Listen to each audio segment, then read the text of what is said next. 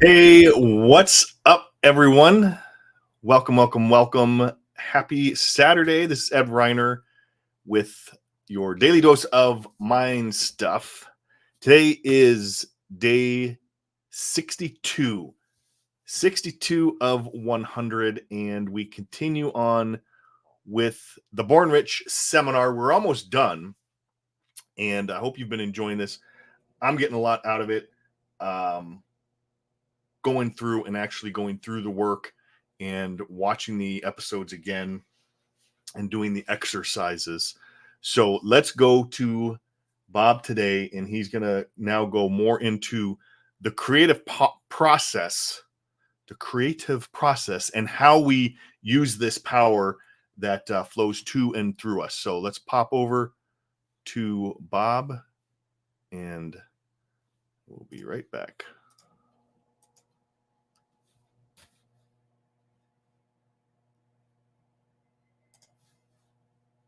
Back in a minute. How many people here have played a yo-yo? Come on. How many have played a yo-yo? Let me see it. Have you ever played a yo-yo? Sure you have.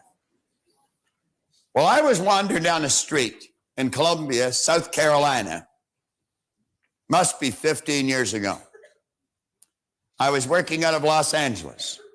And at noon this day, I didn't feel like eating. I was going a little stir crazy in the hotel. So I decided to just go for a walk. I was with another chap named Michael Sobel, who was a lawyer of ours out of LA. And we're wandering down the street. It's a beautiful day. And I saw this little kid playing a yo-yo. Now, do you know it's marvelous the way our mind works? We can relive years in our life in seconds, just like that, a millisecond. Well, when I saw this little guy, I had a great movie just whoom, right across the screen of my mind. And I saw myself as a little kid running out of Balmy Beach Public School in the East End of Toronto. And I would run up Beach Avenue and down Kingston Road, and I was looking for a specific guy. His name was Ricky McGinnis. And Ricky McGinnis was employed by the Cheerio Yo-Yo Company here in Canada. He was a yo-yo pro. He was a champion. And I'm going to tell you, this guy could play a yo-yo. Now, they dressed these guys up. You see, they gave them a uniform. The uniform consisted of a maroon sleeveless sweater that had red, white, and blue here and a V-neck. That was for V for victory.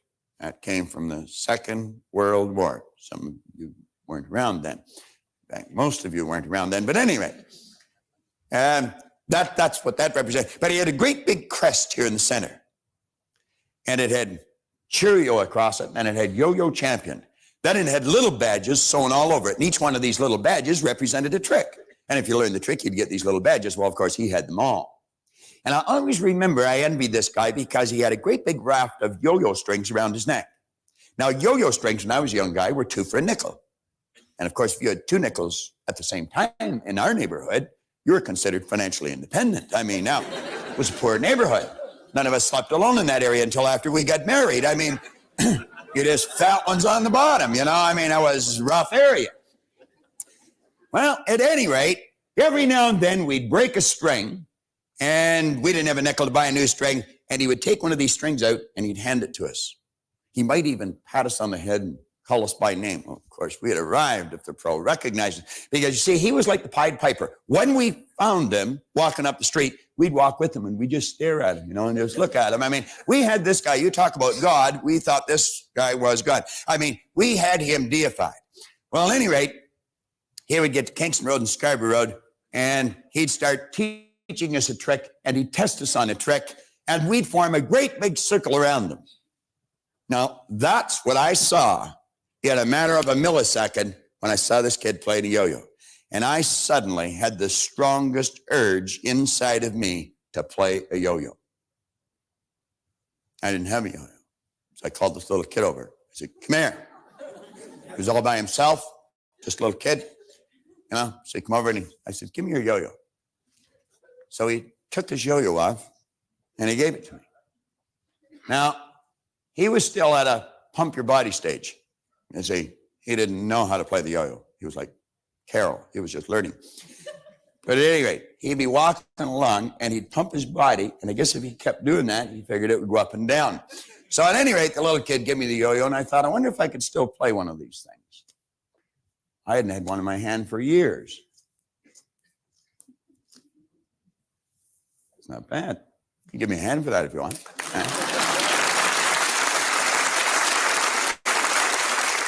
Well, then I started to remember some of the tricks. That's called making it sleep. If you can't do that, you are out of luck. You can't play the yo-yo. You can't do the tricks. So did that. Then I remembered this one. This was rock the cradle. You learn how to do that and you get a badge, you see? Isn't that wonderful? What trick is that? That's a dandy. You know, Gina asked me just a few minutes ago, John, there's a yo-yo in that bag. Do you want to throw it out? Gina asked me a few minutes ago, how's the string in your yo-yo? And I said, oh, it's fine. Now, that's the second time in a week. That's the second time in a week that that's happened. I got to get this one working right. It wasn't working right earlier. Well, yeah, John used to carry the yo-yos and clean the boards, you see. Oh, we got it gone. We're right back in business.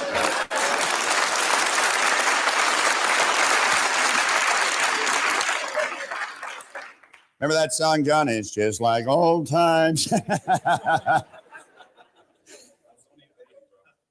He was only a baby. He was a bad baby, too. Now, you don't believe me, ask his mother. She's sitting up there. Well, at any rate, I was in the Boy Scouts. You see, I came prepared. I have 2 yo-yos. I think I have 2. Yeah. That was rock the cradle. Learn how to do that, and you get a badge. Now, we had another one. Well, this is a dilly. And this one called shoot the gun. Now, seeing as how a pro's at his best regardless, I'm going to make this sucker work. But at any rate,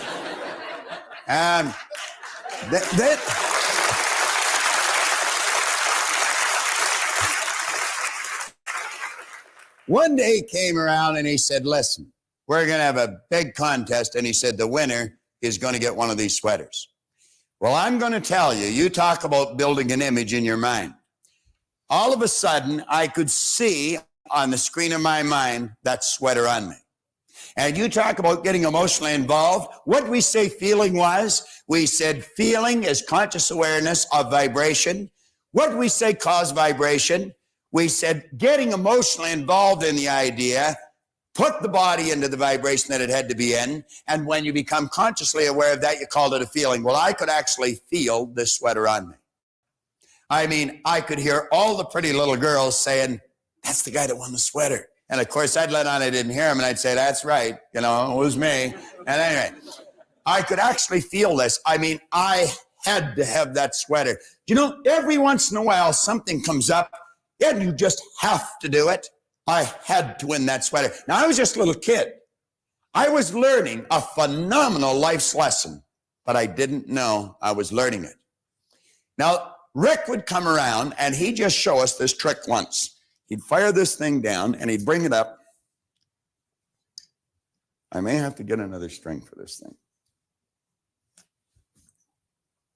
Get up here.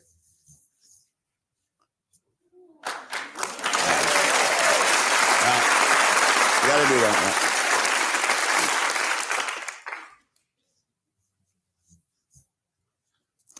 Yeah, that's it. All right. Now, how many of you can do that with the yo-yo? Now ask yourself why you're not able to do that, and I am. Do you want to know why? I'm going to tell you why. See, any person in this room could learn how to do that. If you wanted the sweater bad enough, and I wanted that sweater, and I hooked the sweater up, what I wanted with what I was doing, and I had to believe I could get it. What did Napoleon Hill say? He says there's a difference between wishing for something and believing you can receive it. And he said the key is you've got to believe it.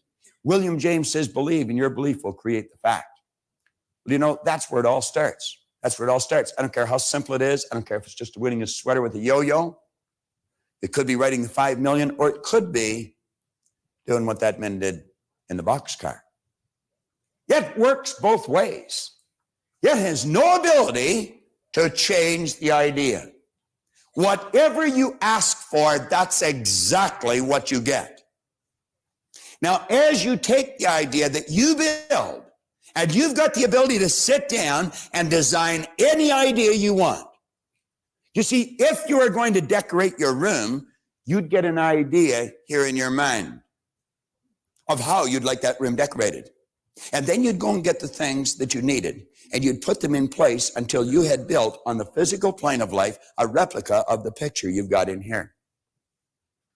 We have a gentleman here with us today that wrote the music and the lyrics for The Ghost and Mrs. Muir. Give Scott Turek a hand. Sitting right over here on the side. Stand up for me, Scott.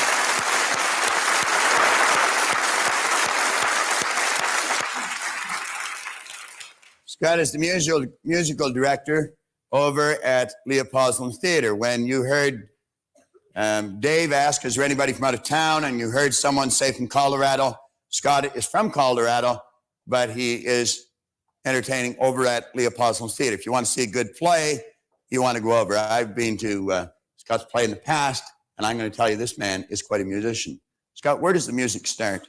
Would you say it starts right in here? You start hearing it in your head, don't you? Yeah. That's right.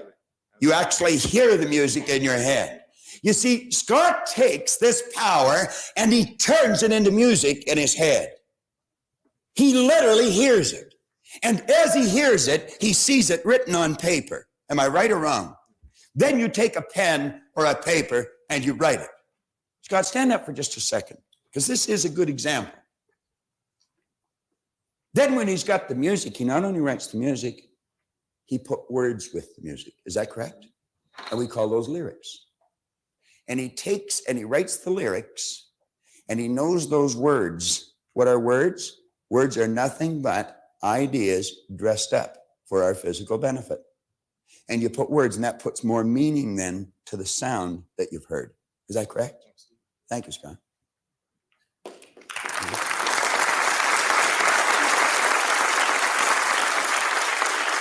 Now, you see, some people will say, well, he's creative, but I'm not. That's not true. Everyone's creative. We're all an expression of the same power. We've all been given the same tools. Scott has developed those, and many of us haven't. This is where it starts. Now, you're working with a universal power. This power just isn't in you. It's in everyone. It's in everything. We use this drawing to graphically convey an idea of you, your body, your mind, your intellect. But if you were to look at this properly, this is how it would appear.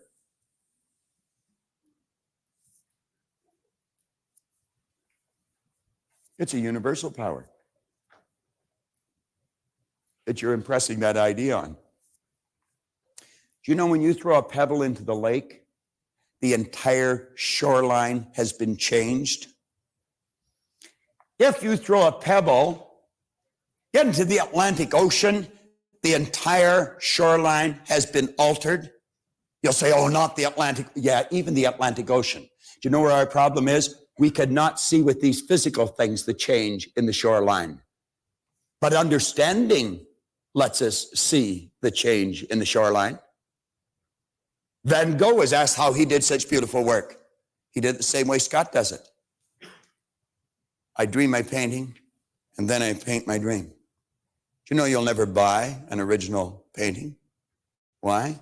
The original's on the mind of the artist. Well, we're all working with the same power. Don Slovan sensed that I believed he could write the 5 million. I knew he could write the 5 million. That gave Don a little inspiration, and he started to think about it. He started to think of all the good things that would come to him, fame, fortune, everything. And he got emotionally involved, and as he put that idea in there, Don Slovan moved into a brand new vibration. He started to attract all kinds of different things to him. Do you think it's an accident when one person, one in sales, goes into their office and in their pigeonhole, there are no messages, and another one goes in and there's 14 people wanting to buy something from them? Do you think it's an accident when there are two businesses side by side, one wins, one loses? I go to a barber shop down on Bayview Avenue, Tony's. I've been going there for 25 years. whenever I've lived in Toronto.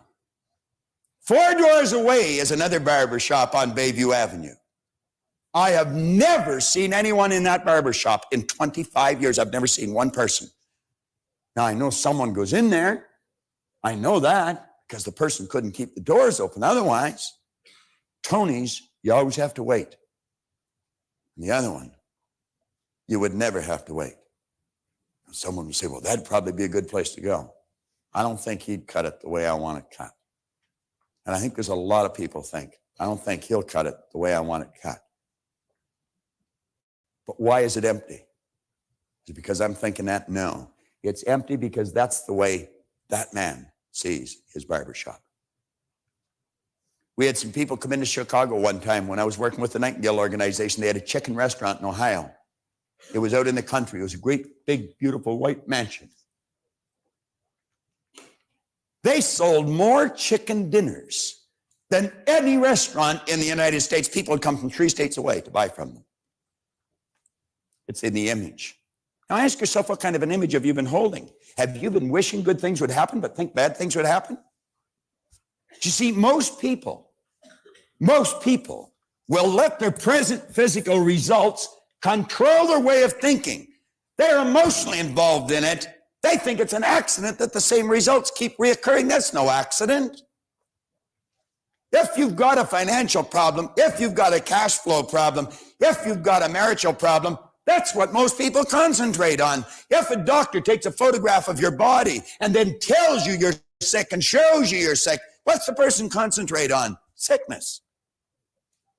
What's the photograph prove? The photograph proves that the person has been concentrating on something wrong to move their body into that vibration. What should they do? They should ask for help. Where does it come from? There's only one source, and they see perfect health. Or they see prosperity. But the cynics don't believe this. And it's a strange thing, the cynics don't get results either. Quit letting your present results control your thinking. This power that I call God is in every one of us. And it's no more present in one person than it is in the other. Scott the Turk hasn't got any more of this power than Bob's got. Bob hasn't got any more of it than Reen's got. Reen hasn't got any more of it than Dave's got. Every one of us are an expression of the same power. And when we really grasp this universal concept, we're going to realize that we are all essentially the same with the same powers. It's learning how to use this.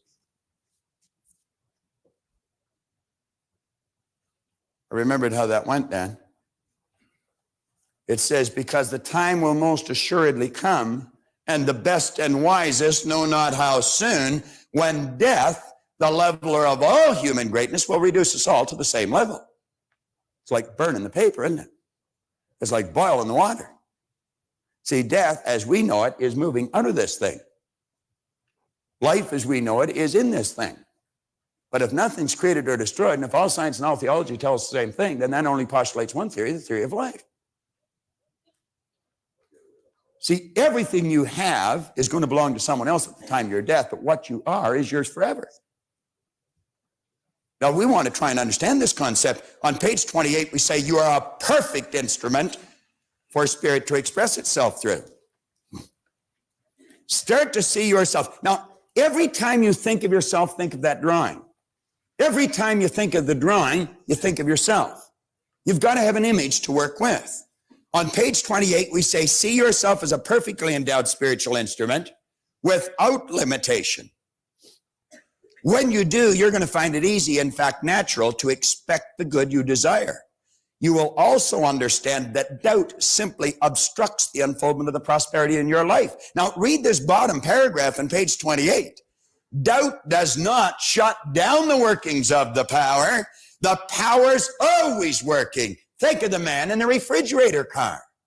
It's always working. It never stops. There isn't some emotional or capricious God saying, oh, wait a minute, you're choosing the wrong thought.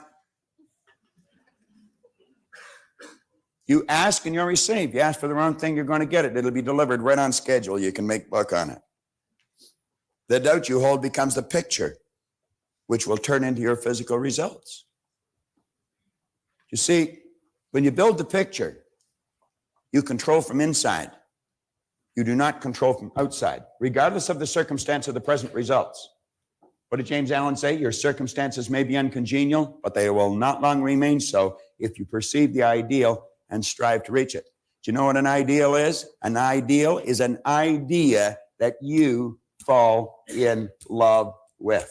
And you know what love is? Love is resonance. It's harmony. It's in tune. It's operating on the same frequency. Well, when you get the higher side of your personality operating with the lower side of your personality, you're going to see miraculous changes take place on the physical side of your personality. But until you get these two in tune, you're going to have a problem. Because when they're not in tune, there's what we call conflict. And if there's conflict in the mind, I guarantee it'll express itself in the body. What do you think dis-ease is?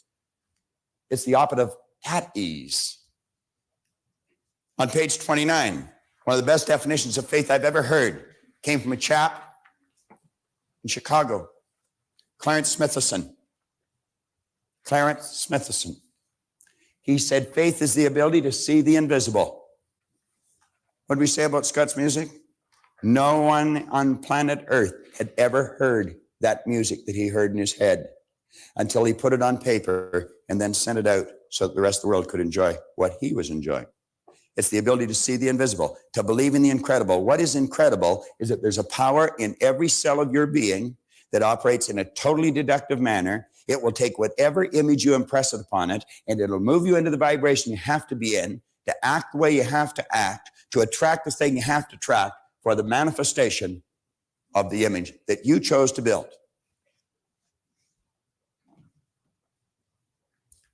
You can say, using a slightly different vocabulary, I'd make the observation, if you can show me a person who achieves great things, I can show you a person who has great faith in themselves and their ability to achieve what they imagine. On page 29, I was having dinner last night with Paul Hutsey. He told me a most interesting little story. Paul was talking about, it's what's on the inside, it's not what's on the outside. He talked about it yesterday while he was talking about it last night. And he tells the story about the little black boy that went to the carnival. And there was a man there blowing up balloons, filling them with helium gas, and then letting them go. And he filled a red balloon, and then he tied it up and he let it go. And the little boy was standing there watching him. And then he filled a yellow balloon with helium, and he tied it and he let it go. Then he filled a green balloon and he tied it and he let it go.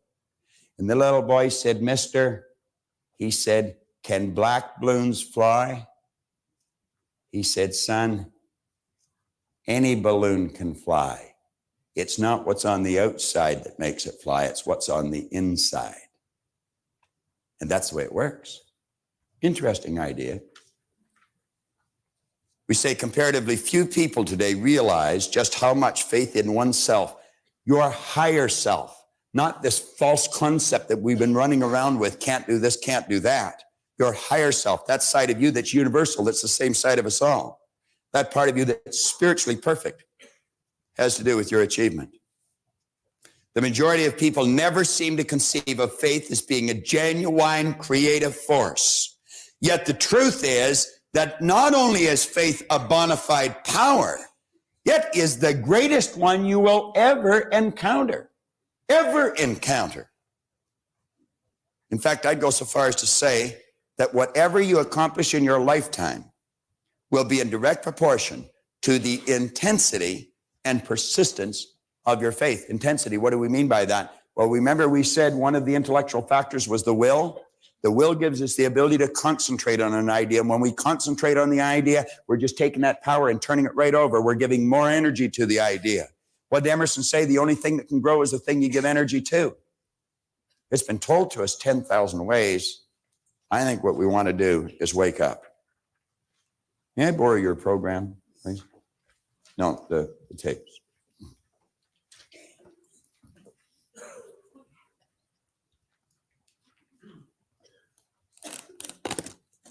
You have a set of these tapes. You need a new tape. Some of you will be wondering how to get these out. You're digging with your fingernails. And the ladies are getting upset because they're breaking their fingernails. You just have to press on the side. And they pop out. And then it tells you underneath how to get them out.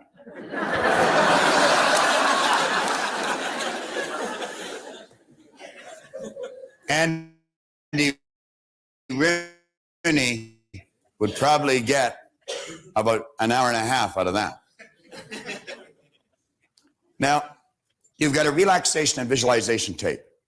I want to suggest that you put this to good use. On page 30,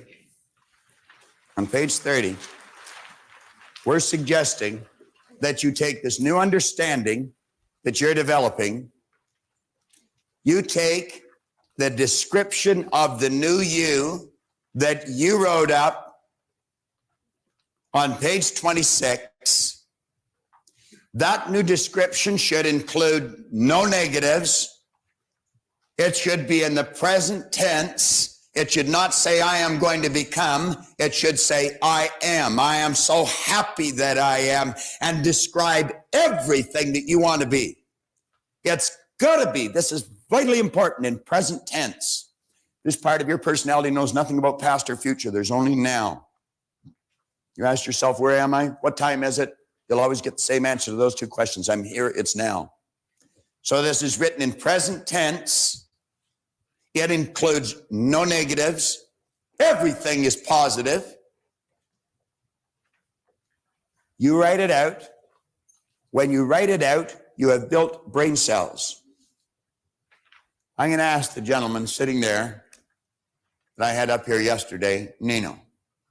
Nino, do you want to stand up for just a second? Nino, you looked at an object yesterday.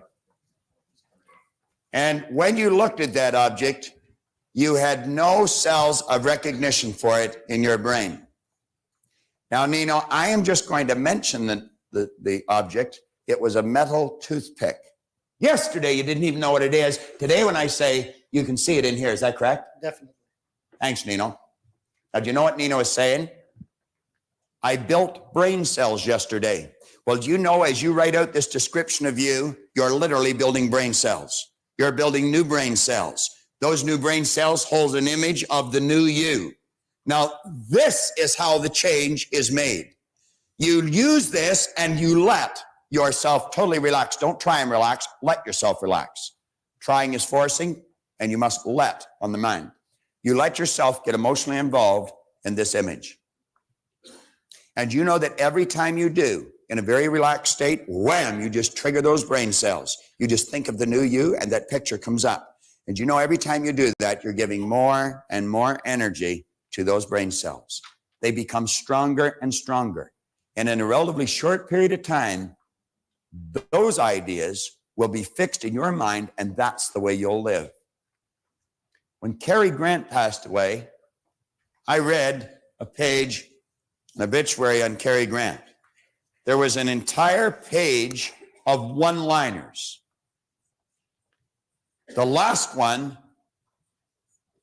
was by Cary Grant himself.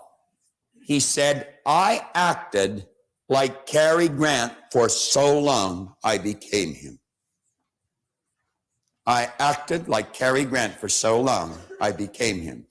You can say, I've acted like this person on page 26 for so long, I became that person. Now, you can go over this lesson and go over it. You can't go over it too often. Couldn't possibly. We're going to touch now on what you should expect, because you're going to find that expectation is what really makes the difference. Now, as John goes through this page, I want you to think. If I built that picture on page 26, I painted the picture. It's like Scott heard the music, then he painted it on paper. Well, you saw the person, and then you painted it on page 26. And every time you get emotionally involved, you rewrite it. And you're going to find you'll crystallize it, and you'll make it better, and you'll make it better, and you'll make it better. Well, every time you do that, you're moving yourself into that vibration. You're going to get to the point where you'll start to expect the good that you desire. And John's going to tell you what will happen when you do. And you know, when I wrote that goal on the card years and years ago of having the $25,000, I didn't believe it. You may not believe what you write on that page. You might think this is really silly. You may think it's silly. Try it. I can guarantee in a relatively short period of time, you won't think it's silly anymore.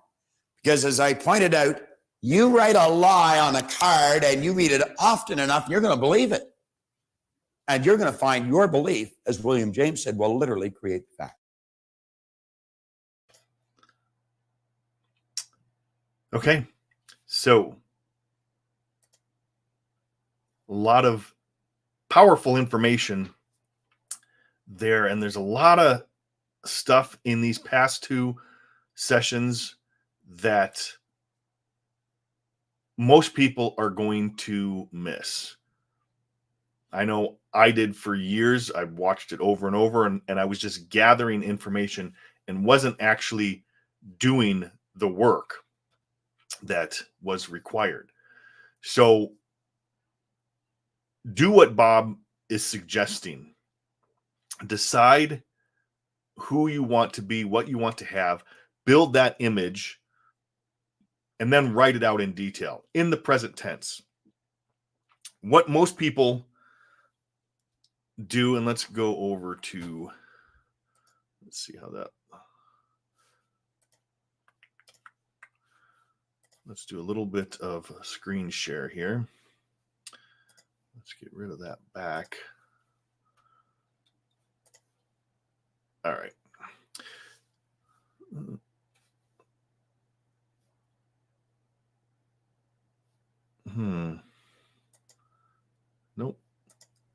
Nope. That's the one I want, I guess. Thought there was one that dropped me down. Oh, there it is. Okay, there we go. So as Bob was saying, what most people do is they look at their results, and they let their results be their starting point. So they look at the results, and the results that they have, their current results, that causes them to think. That thinking that they have based off of those results causes them to feel. They get emotionally involved in what they're thinking. We'll just go ahead and those feelings then alter the behavior and cause the actions. And then those actions produce the same types of results. So that's what most people are doing. That's depending on what results you're getting, you can probably see that that's what you're doing. If you're letting your outside conditions, circumstances dictate how you feel looking at your results. Let me just boot this up here. This is the process you're going to go to. You're going to be using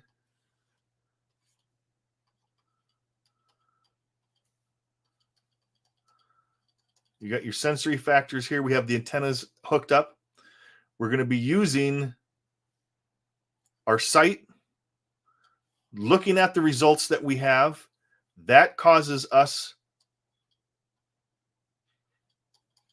to think based off of the results. So we're looking at the health, the bank account, whatever it is, that creates the thought. The thought then creates the feeling. The feeling sets up the vibration in the body that causes the behavior and the action for us to get the results. So what we want to do, let's see. Let's erase this.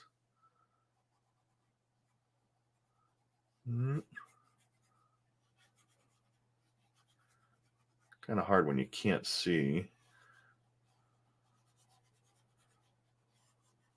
Okay, so what we're going to do now, and what Bob is suggesting we do, you know, it'd be easier that.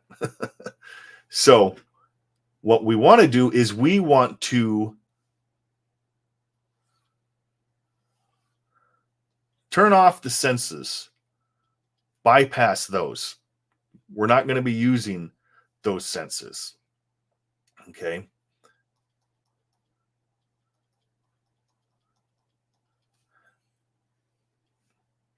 We want to take, as this power is coming in and it's flowing to and through us, and like he says, it's always coming in and flowing to us.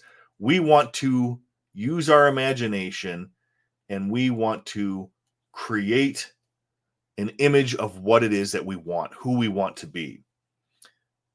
We're choosing. We get to choose. We can choose the positive or the negative.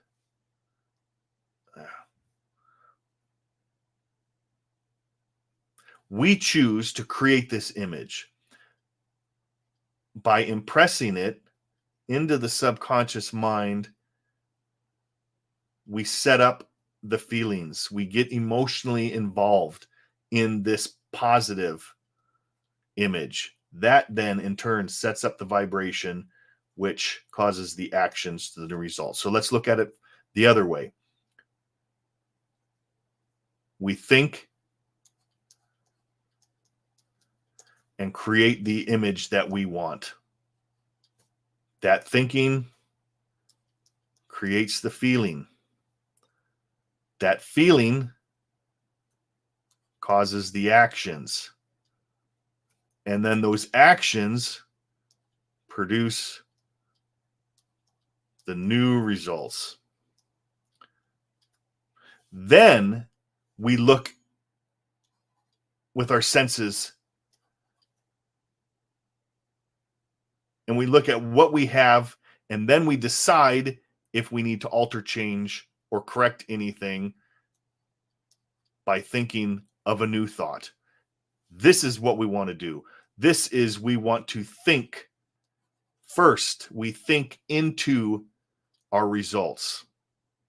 And that's one of the programs that Bob created with his business partner, Sandy Gallagher, who is now running the company. And as a consultant for the Proctor Gallagher, that's what I do, is I facilitate this process with a program called Thinking into Results. Now, tomorrow we are going to be going into expect abundance. We'll be moving into expecting abundance and how we go about and do that. And Bob's going to explain that process. I believe Bob explains it.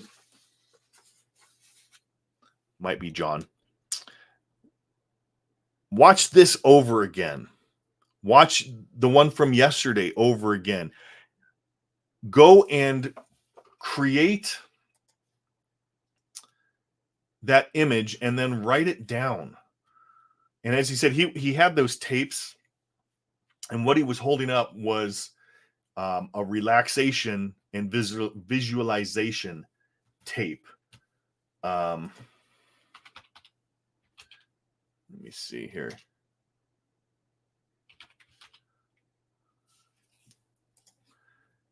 There's a really good one that Bob did with Mind Valley. Let me just... Okay. So there is this.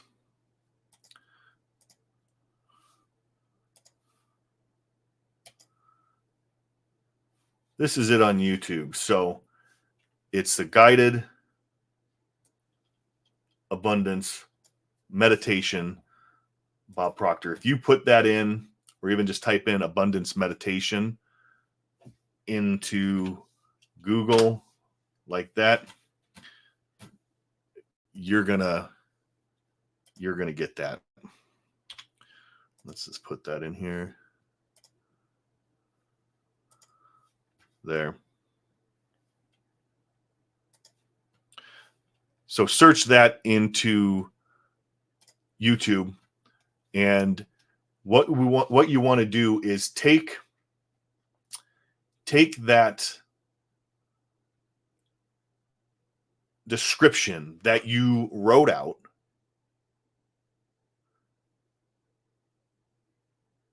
put on that abundance meditation, and like Bob says, this will help you let yourself relax and listen to that. And when it gets to the point, and when he says about he'll talk about the life you want to live, that's when you flick on that image of the description that you wrote. And then you want to start to act like that person. You have to become that person first. And that's what a goal is about. Goal is about growth. You know, he talked about Cary Grant, and he said, I acted like Cary Grant for so long I became him. As Bob got later on in his career, there was a book that he would always recommend to help with that. And it's a book called The Art of Acting by Stella Adler. And Stella Adler was an actress, that she was born into a company. Her parents were actors, and she was trained by Stanislavski. And anybody that's into acting will know who Stanislavski. He wrote a book, An Actor Prepares. Being that I used to work in film and at one time was working to become an actor, I've studied some of that. And Stella Adler, this book, basically, this guy named Kissel took one of her classes, had it transcribed, or had the transcription of it, I'm not sure which, but basically every chapter is a class in her book. And Bob used to recommend all the time to get this book, read it, because what we're doing is we're building a description of who we want to be. We have to start to act the part. We have to think of the person that I want to become, or the goal that I want to reach. How does that person behave? How do they present themselves? How do they talk, walk, greet people? Think of everything and then start to become that. Take some people that you admire, that have personalities, traits, things that they do, and borrow little things. You're not copying the person, you're just borrowing traits, and then start to act like that person. And as Cary Grant says, because his name was Archibald McLeish, I acted like Cary Grant for so long that I became him. So do those exercises, and we'll be back tomorrow with how we're going to expect abundance. I hope you guys enjoyed this episode. We're 62. Tomorrow's day 63. We're just moving right along. Before you know it, we're going to be done with this, and then we'll figure out how we're going to proceed. Should mention that starting on Monday, I am going to be hosting a 7-day gratitude challenge. You can find out more about that. I will put I guess I could put a link in the description. I'll make a comment below with a link to that. But a 7-day gratitude challenge to get in the habit of practicing daily gratitude. Gratitude is such a powerful practice. And what gratitude does is it puts us in harmony with the source of our supply. We're talking about raising vibration all the time, getting in tune. Well, gratitude automatically raises your vibration up and puts us in tune. There is one source of supply, and gratitude puts us in a direct communion with that source. So more on that tomorrow. I'll drop a link, and you guys have a wonderful day. Once again, like, share, come live, and I will see you guys next time. This is Ed Reiner with the Daily Dose of Mind Stuff. Have a great day. Peace. God bless.